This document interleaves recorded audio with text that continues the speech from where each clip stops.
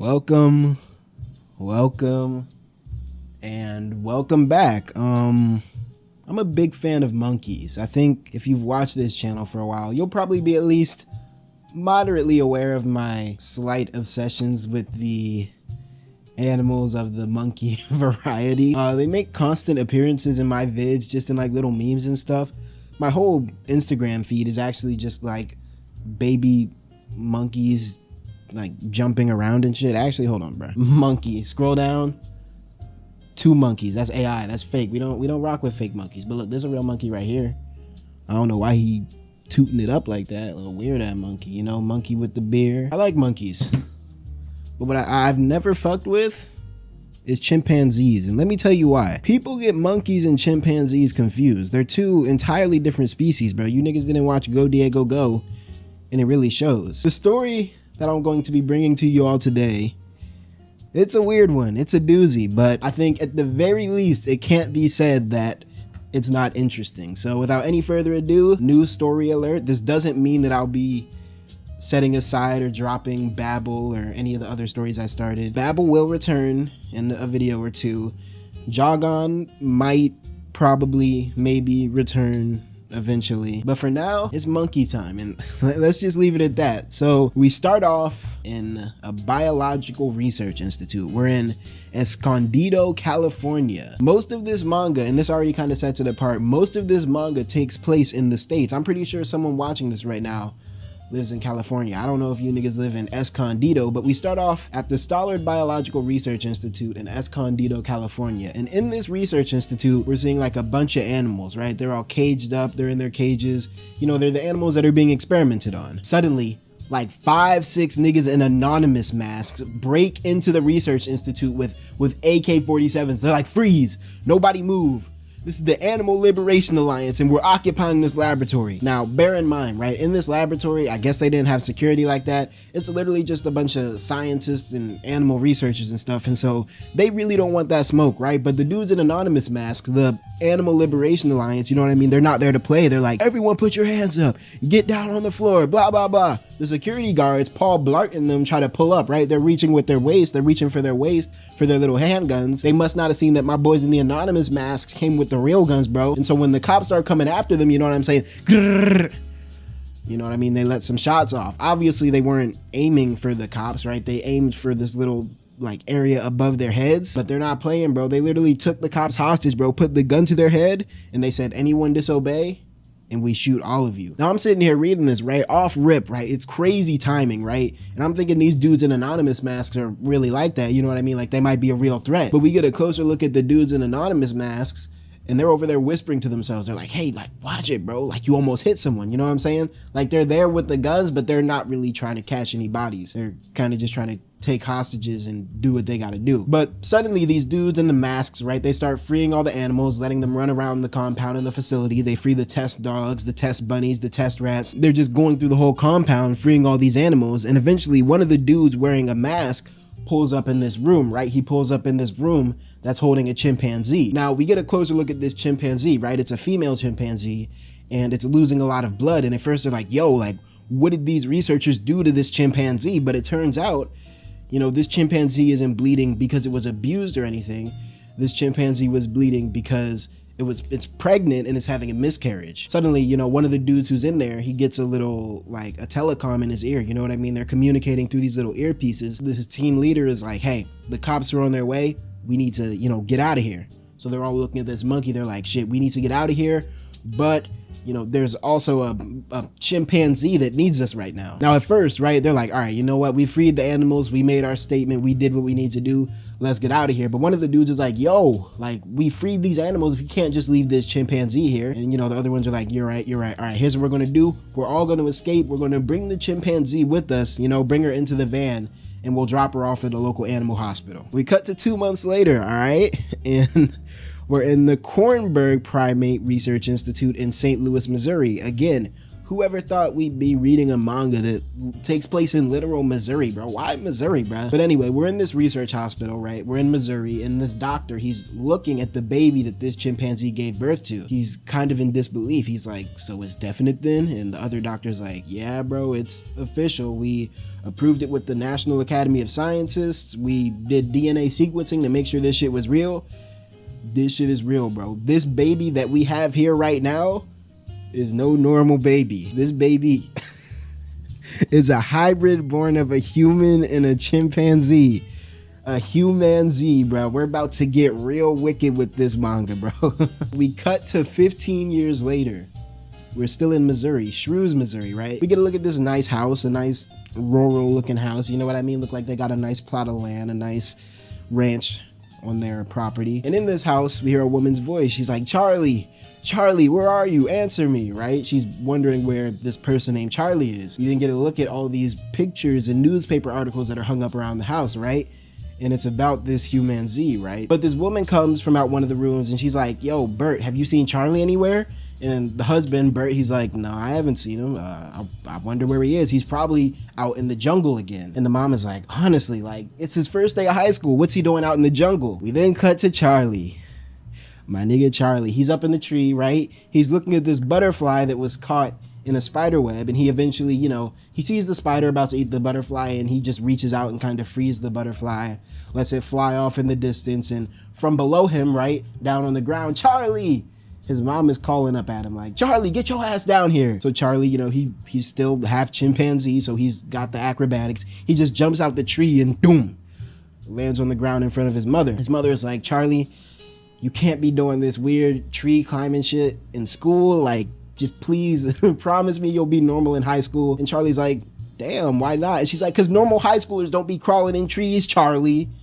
And, you know, Charlie and Pops are just there like, damn, like, aight. And then, you know, the dad, I feel like the dad and Charlie get along a little better. I think the mom in this manga, she gets kind of neurotic about Charlie, but the dad's just like, what were you even doing up there, bro? And Charlie was like, there's a spider and I took its food away from it. We then cut to the car ride to school, right? So you know what I said about the mom panicking? We're doing that right now, right? She's doing like breathing exercises. Charlie has been homeschooled up until now. And so this is his first day at like a normal quote unquote school. And so she looks back to the back seat of Charlie and she's like, Charlie, don't worry, you know, the school already knows your situation. I like how she says it like it's just like food allergies and stuff. That's how my mom talked to me when she was saying like the school knew about my allergies. Not that he's a whole half chimpanzee, but you know what I mean? She has faith in Charlie. She's like, you're gonna go there, you're gonna have fun, you're gonna make friends like a normal student, it's gonna be great. And Charlie's like, yeah, I know, Mom, like a normal student. The thing about Charlie, and this is gonna come up as we continue through the manga, because he's a humanzee, and this was something I noticed as I was reading it, his facial expressions don't really work like people's facial expressions. And so it's always kind of unsettling because we never really know what bro is thinking. And so yeah, that's just something to keep in mind as we move forward. But the mom reaches back, she gives Charlie a hug, and before you know it, the nigga Charlie is off to school, you know what I'm saying? Big high school for Charlie. The daddy's like, you know, if you're that worried, you can, you know, go in there with him, like at least for the first day.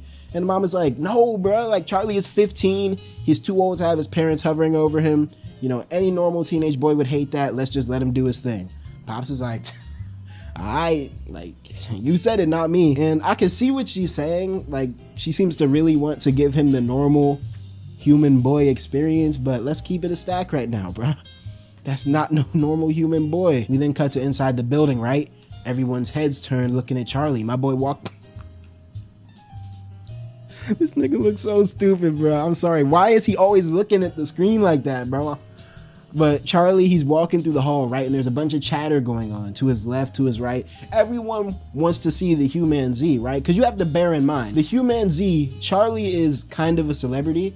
He did media appearances when he was first born, right? That's why they have those newspaper articles of him in the house. Niggas know about Charlie, right? We even find out that Charlie has his own Wikipedia page. Like, he's got clout with them. He's got clout with it, and I can't even hate on that.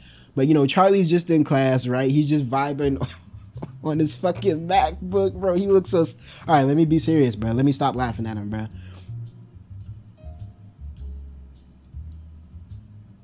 But Charlie, he's just vibing in class, right? Trying to blend in, trying to be normal, trying to pursue his education. But Charlie, he's just in class, right? Vibing, trying to be cool, trying to be normal, trying to pursue his education. And we cut outside, right, to where some students are walking around. 2 girls, 2 guys. One of the girls is like, do you see Charlie? He's kind of cute, don't you think? And I'm like, whoa, like, you mean cute as in like animal cute, I hope, you know what I mean? Not like people cute, not like I'm trying to get with him cute, but you know what I mean? I'm gonna let it slide for now. I'm gonna give her the benefit of the doubt. And her friend's like, yeah, like he'd be a hit on Insta. Like we gotta get him a TikTok right now. The 2 dudes, I'm not gonna lie, the 2 dudes who are walking next to him, they kind of hating low key, and I'm not gonna lie, all right, hater to hater right now. I can feel it, bro, because if I'm trying to talk to a girl, bro, and she over there talking about half monkey yo over there, half monkey bro over in biology class, I'm gonna be tight, bro, because why are you even worried about him, bro? He's not even your species. But you know, the one hater dude, he's like, you know, if you like Charlie so much, why don't you ask for a selfie with him? You know, some hating type shit. And the girl's like, yeah, great idea. Like I could get so much clout from that. Here come his homie, right? I don't even really want to go near him. Like, who knows what he's gonna do? He's half chimpanzee. We don't even know what type of timing he's on. And like, low-key facts, I'm not gonna lie, not to discriminate against Charlie, but let's keep it a stack right now. He not like us, bro. What did Kendrick say? They not like us. Charlie is not like us. But he starts giving little factoids. He's like, did you know an adult chimp has a grip strength of over 600 pounds? Like, all right, big brain ass nigga. You know you just looked that shit up on Wikipedia right now, bro. But anywho, the posse that we're looking at, they're walking through like the courtyard of the school when suddenly there's a ruckus near one of the trees, and hater number 1, he looks over. He's like, what's going on over there? His name is Ozzy, by the way. We find that out here. But Ozzy and his gang pull up to the tree, and it turns out it's nothing too crazy going on in that tree. Basically, everyone is gathering near that tree because there's a cat stuck in the tree, up on the tree branch. And so, you know, they're all recording the cat. They're like, oh, this cat is up there. We need to get him down. We need to get him down, blah, blah, blah. And someone's like, hey, you know, what should we do? Should we call the fire department? Should we call the TV station? And I'm like, TV station? What the fuck is the TV station gonna do? But anyway, no one needs to do all that because suddenly this girl comes by, right? We see a foot hit the tree branch and she starts climbing the tree to go save the cat. We get a closer look at this girl though, right? A girl named Lucy, apparently. And you know, Ozzy the hater, here he come hating again, bro. Lucy is just up there trying to do a good deed. Here come Ozzy. Oh, there go that nerdy honors student. You think she'll be okay climbing that tree? It's like, why are you hating, bro? It's something about people like Ozzy, bro, right? And this is coming from someone who's a confirmed hater himself. There's a difference between hating and then just being a dick, right? The boy Ozzy is just being a dick. But the girl Lucy, right, she goes up into the tree, she goes to help the cat, right? She actually ends up rescuing it, but then suddenly, the cat slips. He starts falling off the tree branch, you know, he's headed toward the ground, but Lucy, you know what I mean? Her reflexes are on point, her acrobatics are on point, and so she reaches down and like grabs the cat before he can hit the ground. Now everyone, including Ozzy, just went from flaming Lucy to glazing Lucy. They're like, whoa, like you're a hero, good catch, blah, blah, blah, blah, blah. And here come Ozzy, right, still hating. Come down nice and slow, you'll look like a real jackass if you fall now. Like, did we ask you, bruh? He got the rest of his posse laughing at my girl Lucy.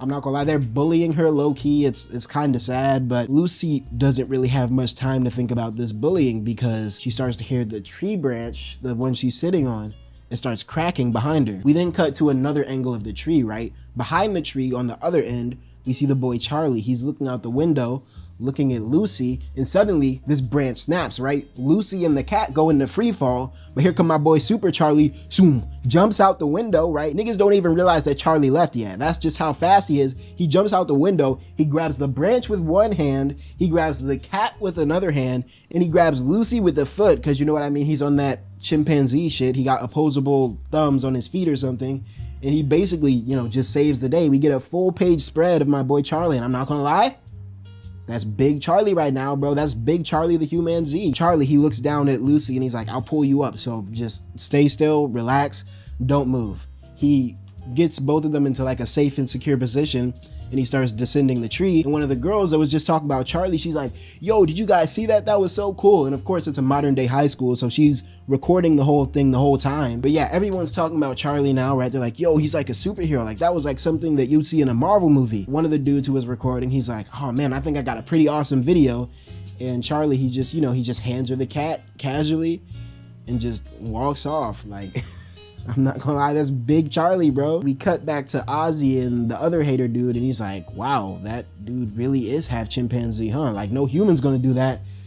And the other hater, he's like, I'm not gonna lie, bro. Even chimpanzees can't move like that. Ozzy's like, huh? And the dude's like, yeah, bro, there's no other animal on Earth that can do what he just did. We then cut to lunchtime. You know, what sort of American high school story would this be if there wasn't a random cafeteria lunchtime scene every couple of episodes? But we're at lunchtime, right? And, you know, everyone's still, you know, yapping about Charlie. You know, they're kind of looking at him. He's sitting alone, right?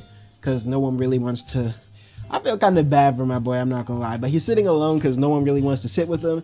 And Lucy comes up, right? She's like, hey, you cool if I sit here? And Charlie, he just looks up, right? He looks at her and he looks at all the seats. He's like, I mean, I'm pretty sure you could sit wherever you like. And Lucy's like, right. And that's another thing about Charlie, right? I don't know if this is because he's not a human and he doesn't have the capacity to maybe understand certain human expressions. He's not really fully tapped in on human culture and I guess the way we sort of communicate with subtext and body language. He doesn't really do all that, right? So like, for example, Lucy came up to him talking about, hey, is it fine if I sit over here? She didn't really mean, is it okay if I sit over here? Am I allowed to sit over here? Obviously, she's allowed to sit wherever she wants. We as humans who have been socialized like humans know that she actually meant, are you comfortable with me sitting next to you, right? But Charlie, he doesn't really get that nuance, that subtext. And so this can lead to some pretty, again, unsettling moments with Charlie, one of which I think we're going to be seeing pretty soon. But, you know, Charlie and Lucy, they're over there just kind of eating. Charlie seems completely unfazed by Lucy, by the way. I think he's on his phone or something or just playing with his food. And Lucy's like, hey, you know, she tries to start a conversation. She's like, hey, so there was this philosopher, right? She's low-key yapping, right? She's like, there was this philosopher who wondered what it was like to be a bat. Blah, blah, blah, blah, blah. How do bats see things? How do bats hear things? But he ultimately came to the conclusion that unless you're a bat, you'll never really know what it's like to live as a bat. And Charlie, I'm not gonna lie, he's not really there for the yap. He's like, okay, are you asking me something? Like, is there something you want from me? Lucy crosses her arms. She's like, I've always wondered. She gets close to him. She's like, what is it like to be a chimpanzee? Do you see the world differently from the rest of us? And Charlie, he's quiet for a second. And he looks back at Lucy. He's like, I wonder about that too.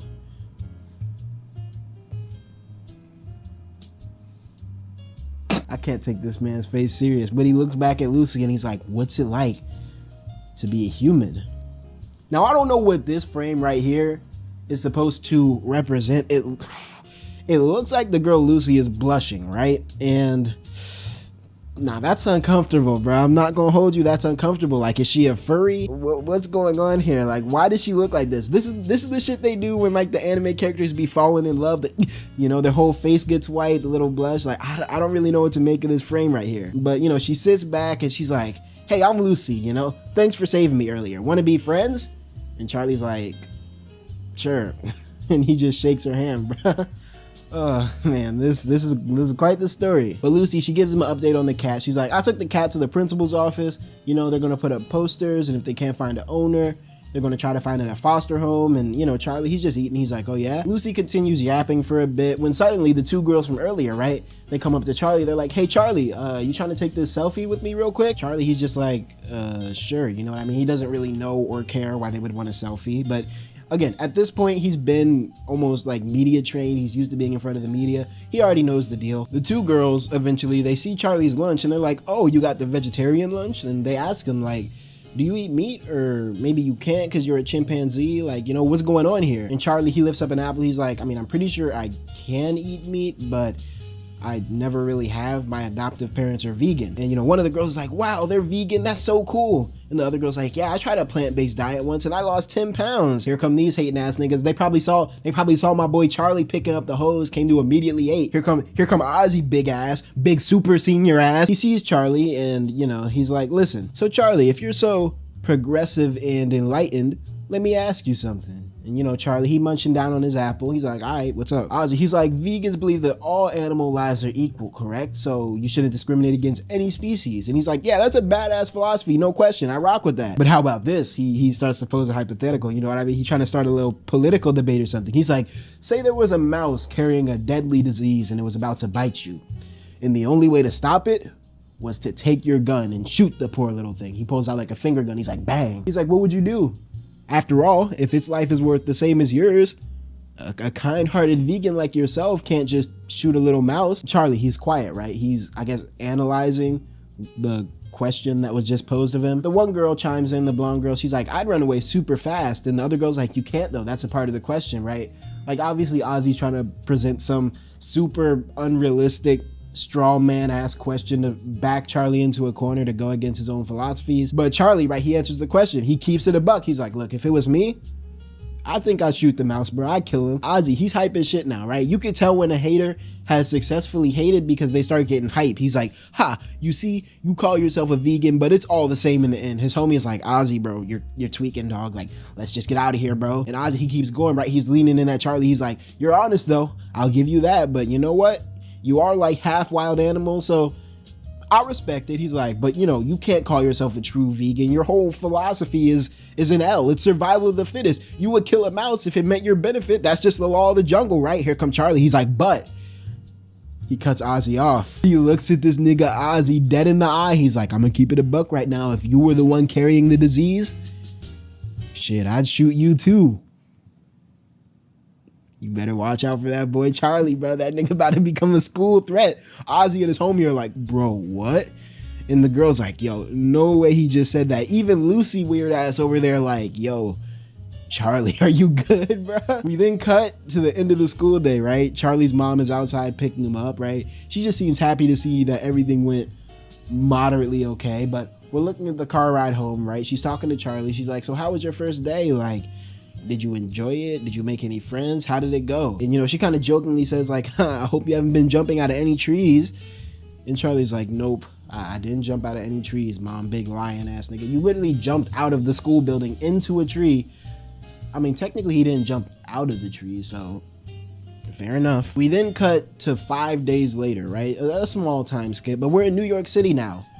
Bear in mind, the vegan terrorists are highly concentrated in, you know, the big progressive metropolitan cities, New York, LA, etc., etc. But you know, they're talking about this video. The video of Charlie jumping out of a tree, ironically enough, has circulated around, and you know, it's getting news, it's getting press, it's getting headlines. You know, people are excited to see Charlie the chimpanzee again because he's kind of been incognito from the media for a while. But we cut into this restaurant, right? They're like, oh, you know, the ALA's been in the news again recently too. And, you know, it's these people in the restaurant having a talk. They're like, who is the ALA? And they're like, you don't remember the Animal Liberation Alliance? That one terrorist group that did all the graffiti? The one that discovered the chimpanzee? And they're like, oh yeah, I remember the ALA. Those weirdos, bro, like they need to be in an asylum somewhere. You know, they just talking shit about the terrorist group. They all laughing it up, having fun, you know, just chilling. We see this little girl, right? She's chilling in the restaurant. She's like, mommy, you forgot your hat, you know? She's just having a good old time, a fine old time. She's like, let me go back in the restaurant to get it for you. They're outside of the restaurant.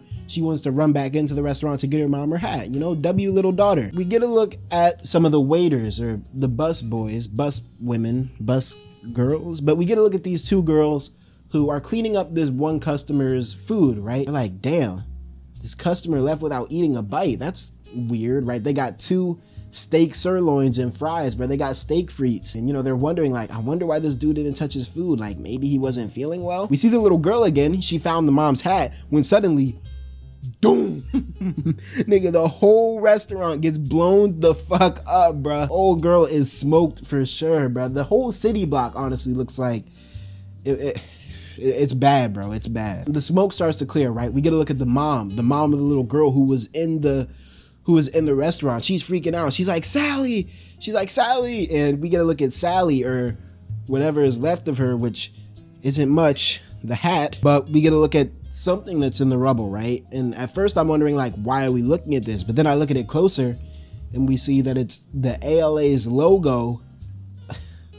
Written under it is graffiti saying we did it. They're claiming responsibility for whatever sort of terrorist attack just happened at this restaurant right now. Imagine vegan terrorists just blowing up like your local fucking TGI Fridays because they were serving sirloin steaks, bro. That is insanity, bro. I'm never eating out again, bro. Niggas finna put a pipe bomb in my Uber Eats because I ordered from Wingstop, bro. That is insanity.